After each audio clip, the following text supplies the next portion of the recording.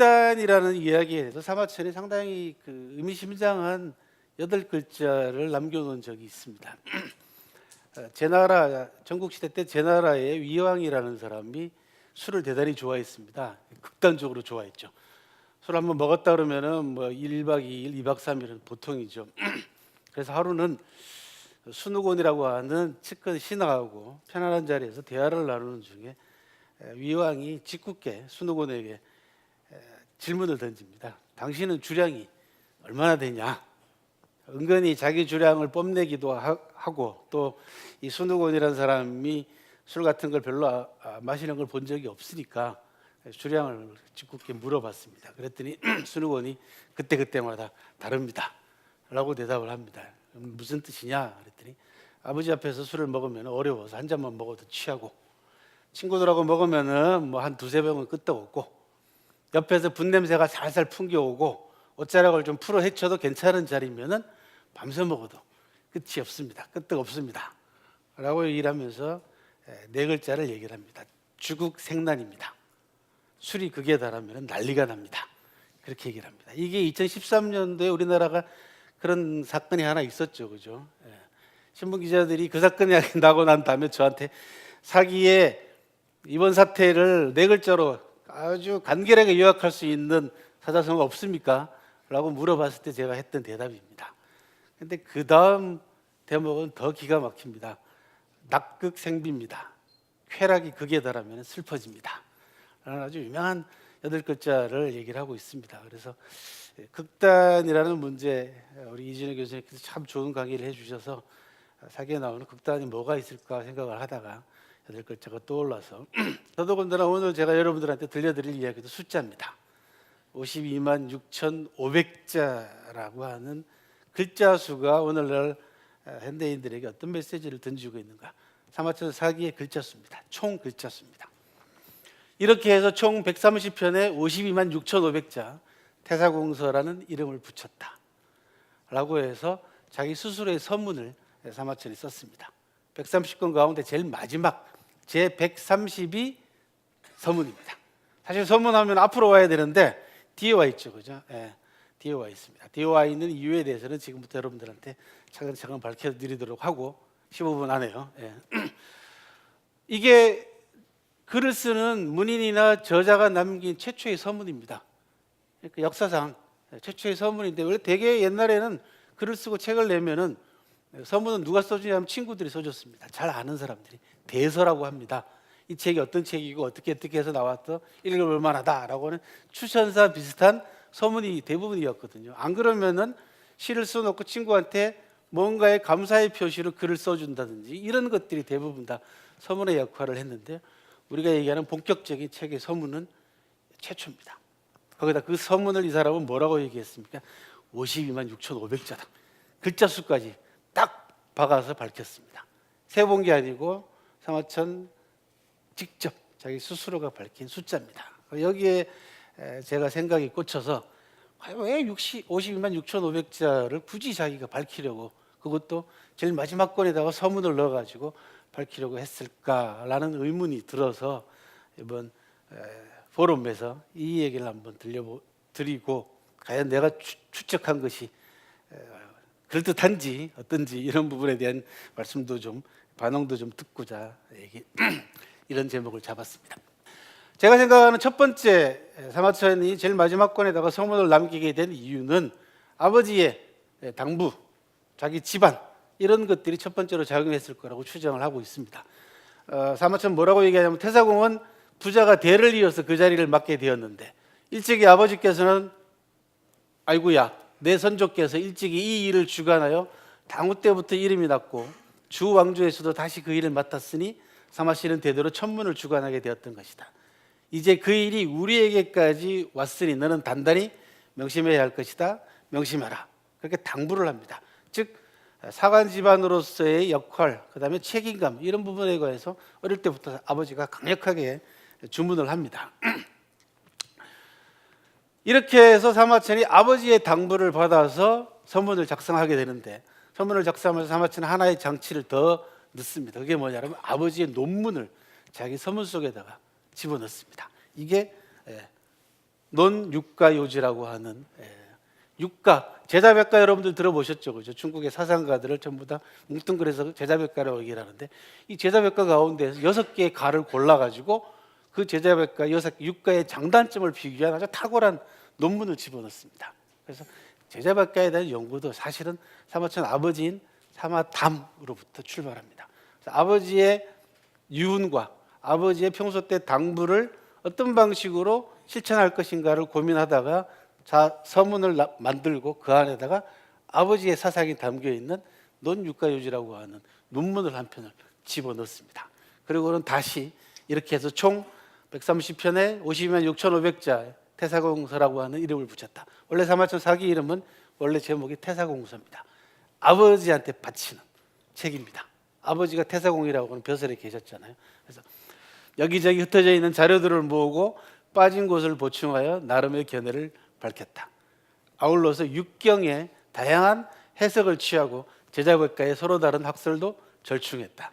그리하여 정보는 명산에 감추어 두고 부부는 서울에 경사, 수도죠 남겨두어서 나중에 성인군자들이 눈 밝은 사람들을 기다리겠다라고 하는 자기의 선문을 얘기를 하고 있습니다. 여기 마지막 부분 끝머리 아직까지 마지막 부분 한 대목이 더 남아 있습니다. 이렇게 얘기를 하고 있습니다.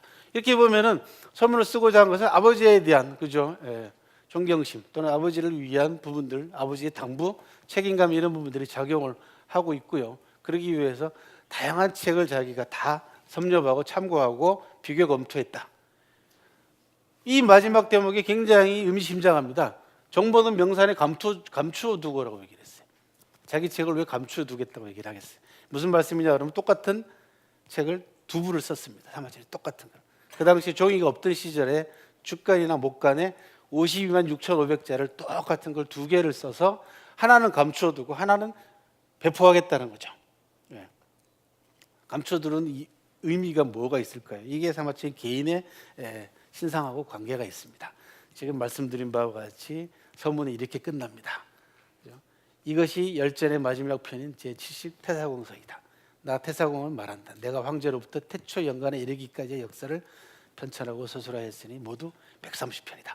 이게 서문 제일 마지막 대목입니다. 그 앞부분은 뭐냐? 자기 집안에 관한 이야기고 129권, 130권 자서를 빼면 129권이지 않습니까? 129권의 요약입니다.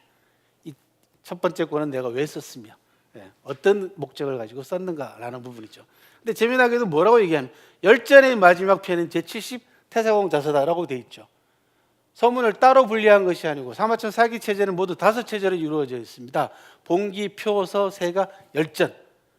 봉기에 집어넣을 수도 없고 표에다 집어넣을 수도 없고 서에다 집어넣을 수도 없고 세가에다 못 집어넣습니다. 그렇다고 별도로 서문의 형식을 만들어내자니 번거로워요.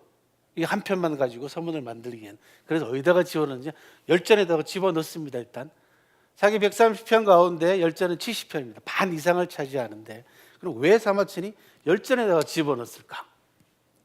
열전의 의미에 기댄 겁니다. 사마천은 열전을 기술한 목적을 저렇게 얘기합니다. 정의롭게 행동하고 자잘한 일에 매이지 않으면서 시기를 놓치지 않고 세상에 공명을 세운 사람들을 위해서 70편의 열전을 남긴다. 열전의 저술 동기입니다. 그러니까 자기 자신의 자서전도 이 열전에다가 편입을 시킬 이유가 바로 이런 데 있다는 거죠. 그러니까 자기 집안, 그다음에 자기가 사기를 지금까지 얼마나 많은 순환을 당해가면서까지 서술하게 됐는가라는 부분들, 이런 것들을 열전을 짓는 다른 사람들의 열전을 마련한 동기 속에다가 자기 열전을 집어넣음으로써 열전의 힘을 기탁을 한 겁니다. 얼마나 멋집니까? 정의롭게 행동하고 자잘한 일에 매이지 않으면서 시기를 놓치지 않고 이름을 세상에 드러낸 사람들을 위해서 열전을 마련했다고 얘기했죠. 내 자서전도 열전의 한 편이다. 그런 얘기.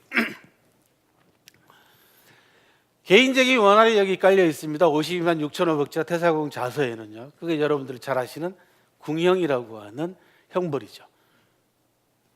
저 앞서서 서린생 중국에서 오신 사마천 전문가께서 발표하시고 했을 때 제가 그런 얘기를 했습니다. 궁형 이야기가 나와가지고 궁형의 선택이 결국 사기의 내용을 질적으로 바꾸게 만드는 결정적으로 작용을 했다.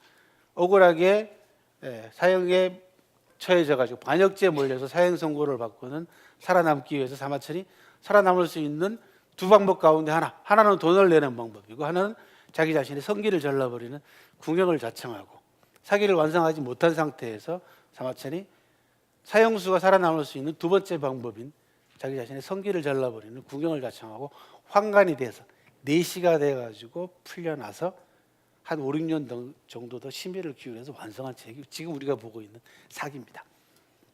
아마 서문은 제일 마지막에 쓰지 않았을까, 그죠? 예.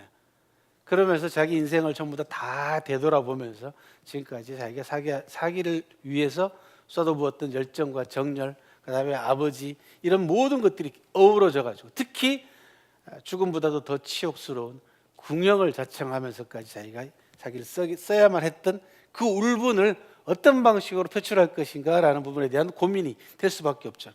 복수하는 겁니다. 사마천의 개인적인 원한입니다. 원한이 쌓이면 복수를 해야 되지 않습니까? 맞으면 주먹으로 복수를 하든지, 그죠? 가난 때문에 멸시를 당하면 돈으로 복수를 하든지 어떤 형태로든지 세상에 우리는 복수하려고 하는 마음이 있습니다. 사마천은 특히 더 그렇습니다. 그 당시에 남성에게 가장 중요한 머리카락하고 성기 가운데 성기를 잘라버린 사람입니다. 그것도 자기 스스로. 얼마나 수치스럽고 치욕스럽겠어요. 그런 치욕을 가져다 준 사람에게 복수를 해야 되지 않습니까? 그렇다고 칼을 빼들고 황제한테 달려가서 황제를 찌를 수도 없는 상황 노릇이지 않습니까? 사마천이 할 수 있는 유일한 복수는 붓으로, 예, 붓으로 비판하는 수밖에 없습니다. 아까 좀 전에 나왔던 비판처럼. 하지만 그 비판을 대놓고 이놈 저놈 욕을 할 수는 없는 상황이지 않습니까? 그래서 역사를 통해서, 과거를 통해서, 과거에 살았던 사람들을 통해서 원한과 복수의 드라마를 연출했던 사람들을 통해서 자기 자신의 울분을 그쪽에다가 자기 심경을 곁들이는 겁니다. 그렇게 해서 멋들어지게 복수를 하죠. 왜? 그 내용들이 전 세계적으로 거의 모든 사람들이 보편적으로 인정하고 충분히 그럴 수 있다라고 하는 보편적 가치관으로 승화를 시켜버렸습니다. 그래서 사기가 인류 역사상 가장 위대한 역사서로, 절대 역사서로 평가받는 이유가 거기 있습니다. 그런 걸 뭐라고 얘기하냐면 문화 복수라고 합니다. 사마천이 그 당시에 궁형을 당할 때 상황을 자기 친구에게 보낸 편지 속에서 이렇게 얘기를 하고 있고 자기 자서전 속에도 얘기를 하고 있습니다. 일흥의 화라고 하는 장수를 편들다가 사마천이 옥에 갇히고 반역죄에 몰리게 되는 그 과정을 편지와 이 태사공 자서라고 하는 두 편의 글을 통해서 울분과 그다음에 복수를 승화시키는 작용 이런 부분들에 관한 이야기들을 하고 있습니다. 그래서 여러분들이 사기를 읽게 되면은 일단은 친구 이만하게 보낸 보이만서라고 하는 편지, 그다음에 두 번째 태사공 자서를 먼저 읽고 사기를 읽으면 훨씬 더 사기를 이해하기가 또 깊이 있게 파고들기가 통찰하기가 좋아집니다. 근데 태사공 자서가 제일 마지막 편에 가 있잖아요. 130편. 그래서 제가 사기를 완역하면서 130권 제일 마지막 편을 제일 앞으로 빼돌렸어요. 사기를 완역을 하면서. 빼돌릴 때 굉장히 겁이 많이 났습니다. 이 15분처럼. 야, 천하에 2000년 넘은 절대 역사서의 순서를 바꿔가지고 서문을 제일 마지막 편을 제일 앞으로 빼돌리면 틀림없이 보수적인 사고방식, 정통주의에 물든 이런 분들이 네가 뭔데 함부로 책 순서를 바꿔가지고 그렇게 하냐 하고 비난하고 뭐 비판하고 욕을 많이 얻어먹을 줄 알았거든요. 근데 그 책이 나온 지 5년이 다 됐는데 아직도 한 사람도 책이 안 팔렸다는 얘기죠. 이제. 여러분들이 잘 아시는 사마천의 위대한 생사관이 바로 이런 서문을 통해서 반영이 돼 있고 그다음에 편지를 통해서 반영이 돼 있습니다. 잘 아시다시피 구일모라고 하는 유명한 사자성어가 여기서 나옵니다. 사마천이 친구에게 보낸 편지. 그 당시에 사마천이 법에 굴복해서 그대로 죽었더라면, 사형당하거나 또는 자살했더라면 그 죽음은 9마리 소에서 털 하나 뽑는 것밖에 안 되는 하찮은 죽음이 됐을 것이다. 그럼 왜 내가 궁형을 자청하게 됐냐? 아직까지 차마 다 하지 못한 말이 남아있기 때문에 궁형을 자청할 수밖에 없었다. 그게 바로 52만 6,500자의 마지막 편인 서문으로 남아있습니다. 이런 부분들입니다. 그래서 제 마음속에 다 드러내지 못한 그 무엇이 남아있는데도 하잘것없이 세상에서 사라져 후세 제 문장이 못 드러나면 어쩌나 한이 되었기 때문이다 라는 말로 그 당시에 심경을 얘기를 하고 있고, 이렇게 해서 사마천이 사기 52만 6,500자로 통쾌하게 권력자에게 복수하고 우리들로 하여금 세상을 어떻게 사는 것이 정의롭게 사는 것인가라는 문제에 관한 다양한 이야기들을 전달하게 된 겁니다. 이렇게 해서 전무후무한 글자 수를 밝힌 최초의 서문이 탄생합니다. 전무후무합니다. 어느 누구도 옛날 저자들이 내 책이 몇 글자요라고 얘기하는 사람 없습니다. 실제로 서문도 최초이거니와 글자 수. 또 한 가지는 뭐냐 그러면요, 사마천이 울분과 그다음에 아버지의 당부, 여러 가지 이유가 있지만 또 한 가지는 사마천이 두 부를 만들었다고 얘기했지 않습니까? 한 부를 숨겨두겠다고 했죠. 그게 뭐냐, 훼손당할 가능성에 대한 염려를 미리 생각을 한 겁니다. 왜? 그 안에 들어있는 내용이 권력자를 비판하는 내용이 워낙 많다 보니까 불에 태워버리거나 파기시켰을 경우에. 또 하나는 행여나 살아남아서 이 책이 후대에 전승이 되더라도 혹시나 보수주의자들이나 또는 좋지 않은 마음을 품은 사람들이 이 책의 내용을 훼손하지 않을까, 다시 얘기해서 보태거나 그저 빼거나 하지 않을까라는 부분까지 염려하지 않았을까라는 그런 생각까지 해봅니다. 왜? 실제로 52만 6,500자라고 얘기를 했는데 지금 돌아다니고 있는 사마천 사기의 판본 글자 수는 55만 5,660자입니다.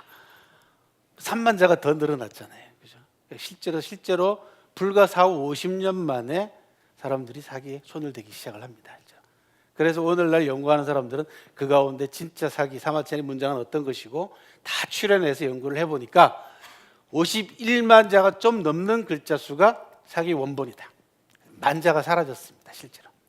그래서 이런 부분들 여기까지 생각을 해보라고 자기 스스로 자기 책의 글자 수를 52만 6,500자로 밝혔습니다. 노신이라고 하는 유명한 중국의 문학가가 사기의 가치를 이렇게 얘기를 했습니다. 사가의 절창이요 가락없는 이소다 라고 하는 천하의 유명한 평가를 내렸습니다. 사기를 28년 동안 연구하면서 제가 저게 무슨 뜻인지 몰랐습니다. 그러다 작년에 깨달았습니다. 사가의 절창이라는 얘기는 역사학자의 노래라는 얘기입니다. 기가 막힌 노래라는 뜻이죠. 절창은. 이소라는 건 뭐냐 그러면 구런이라고 하는 시인이 쓴 시입니다. 역사책이니까 가락이 없죠. 시는 운율이 있지 않습니까? 이건 운율이 없습니다. 하지만 역사학자가 쓴 가락 없는 시다라는 거죠. 그래서 52만 6,500자가 시더라는 거죠. 노신이 볼 때는. 제 최근에 들어와가지고 비로소 52만 6,500자가 시구나 라는 생각을 합니다. 느끼지는 못하도. 어디까지 느꼈냐 그러면 그전에는 52만 6,500자가 굉장히 많은 어마어마한 숫자로 생각했는데 지금 보니까 압축 파일이더라는 얘기입니다. 그래서 그 빅데이터 가운데에서도 고도로 압축되어 있는 압축 파일입니다. 그래서 제가 지금 하고 있는 일은 뭐냐 그러면 52만 6,500자의 압축 파일을 풀어나가는 일을 하고 있습니다. 그만큼 사기가 어렵습니다. 그래서 오늘 여러분들한테 이 자리를 빌어서 52만 6,500자의 서문이 갖는 의미를 말씀을 드렸고, 이 압축 파일을 풀어나가는 과정이 곧 사마천의 인생과 사기의 뭐라 그러죠? 가장 뛰어난 정수를 알아나가는 과정이고, 나아가서는 오늘날 중국을 이해하는 가장 유용한 잣대가 될 수 있다라는 말씀으로 그리고 그 풀어나가는 과정 속에 아마 여러분과 저의 모습이 그 안에 담겨 있습니다. 왜? 사마천은 사기는 사람에 대한 역사책입니다. 사람에 대한 기록이 86%를 차지하고 있는 인간의 교과서입니다. 그래서 21세기 중국이 나아가는 방향과 그다음에 중국의 파워와 더불어서 사기가 가지는 파워도 대단히 커질 걸로 이제 저는 확신하고 있고 또 그렇게 가고 있습니다. 그래서 이 사기에 여러분들이 관심을 가지고 가시실 때 52만 6,500장 글자 수 꼭 잊어버리지 마세요. 왜? 이게 자꾸 바꾸고 15글자 더 집어넣을까? 사기는 인간학의 교과서입니다. 52만 6,500자로서 우리의 인간의 본질을 통찰하는 책이고, 그런 의미에서 여러분들이 21세기를 살아나가는 사람으로서 한번 오늘 문사철이 전부 다 모여가지고 했던 이야기가 다 저는 일맥상통한다고 생각을 합니다. 과거 역사, 인간의 살아온 흔적들을 여러분들이 찾아나가는 그런 소중한 기회를 갖기를 바라겠습니다. 고맙습니다.